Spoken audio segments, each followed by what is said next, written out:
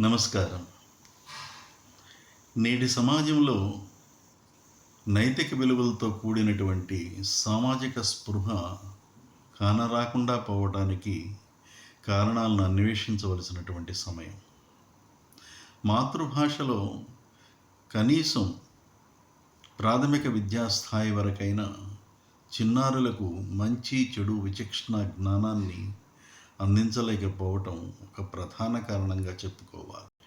మన తెలుగునాట చక్కని సరళమైన పదాలతో ఎన్నో జీవన సత్యాలను అందించిన శతకకారులు ఎందరో ఉన్నారు.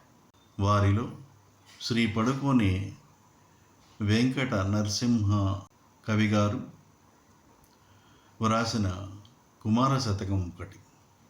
వారు రాసిన కొన్ని పద్యాలను మచ్చక్కు మీ ముందుకు తీసుకొస్తున్న నా ఈ ప్రయత్నాన్ని ఆదరిస్తారని ఆశిస్తూ మీ రేపల్లె రాగాల రామ్ గోపాల్.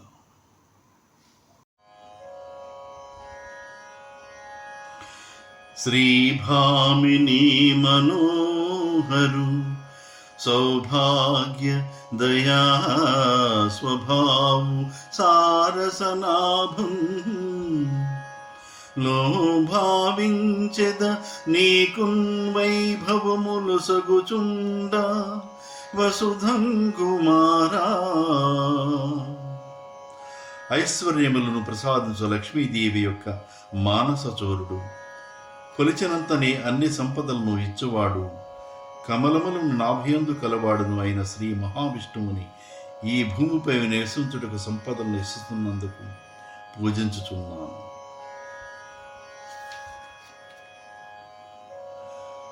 పుడమిని దుష్టత గల ఆతడు లంచంబులు బట్ట తలచుచు మిడియౌ నడవడి విడి అందరి వెంటదడి ద్రిప్పుకొనుచును కీడు వరపు కుమారా.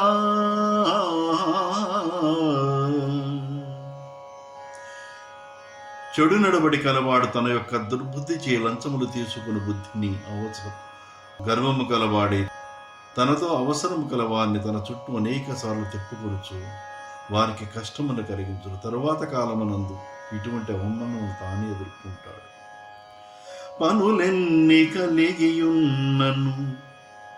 పనులెన్ని కలిగియున్నను దినదినమున విద్య పెంపుధియుక్తుడవై వినగోరుము సత్కథలను కని విభులు సంతసించుగతిన్ కుమారా.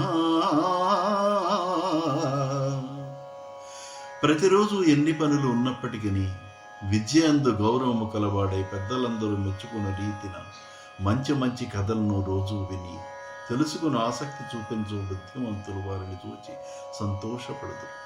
అటువంటి వారు ధన్యుడు కదా కుమారా.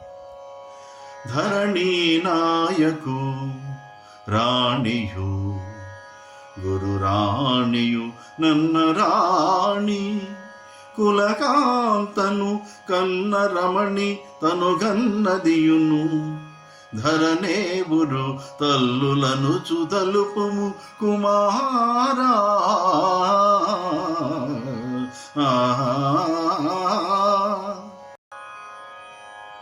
భూమిని పాలించే రాజుగారి భార్య, గురువుగారి భార్య, అన్నగారి భార్య, కులకాంత భార్య తల్లిని ఈ ఐదుగురిని తల్లులుగానే భావించవలెను. వీరిని అత్యంత పవిత్ర భావంతో పూజించవలెను. సదమల మతితో పెద్దల మదికింపుగ మెలగు నిందమానుము పరులన్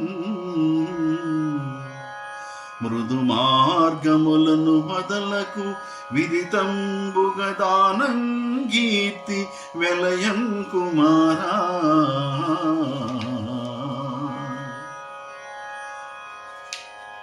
మంచి బుద్ధితో పెద్దవారి మనస్సును సంతోషము కలుగునట్లు ఇతరులను నిందించక ప్రవర్తించవలెను.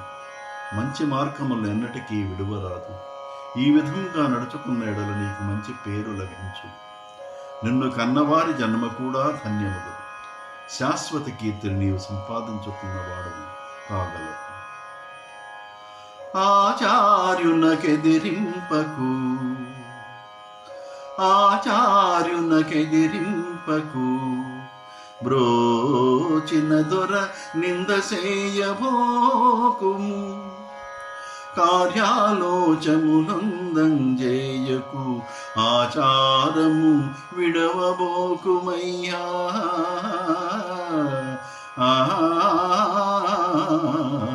కుమారా.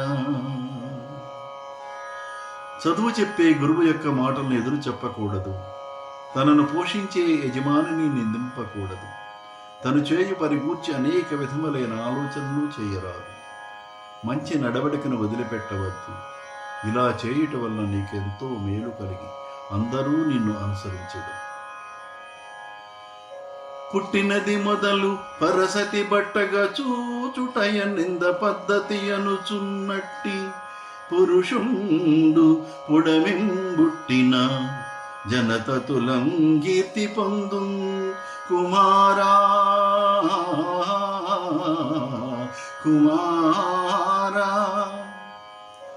ఓ పుత్ర, ఈ భూమి యందు ఎవరు పార్యల్లో చేపట్టుట అనేది చేయకూడని పని అని తలచనిచో అతడు ప్రపంచమునందు జనులందరిలో కీర్తిని పొందు. లేనివాడు ఎందుకో కొరగాకుండా అందరి అపనిందలను పొందుతాడు. కల్లలగు మాటలాడకు కుమారా, కల్లలగు మాటలాడకు ఎల్ల జనంబులకు వేగ హృదయము కడురంజిల్లంగం పల్కొము నీకది తెల్లమురహింగి తింగాంచు దెరగు కుమారా.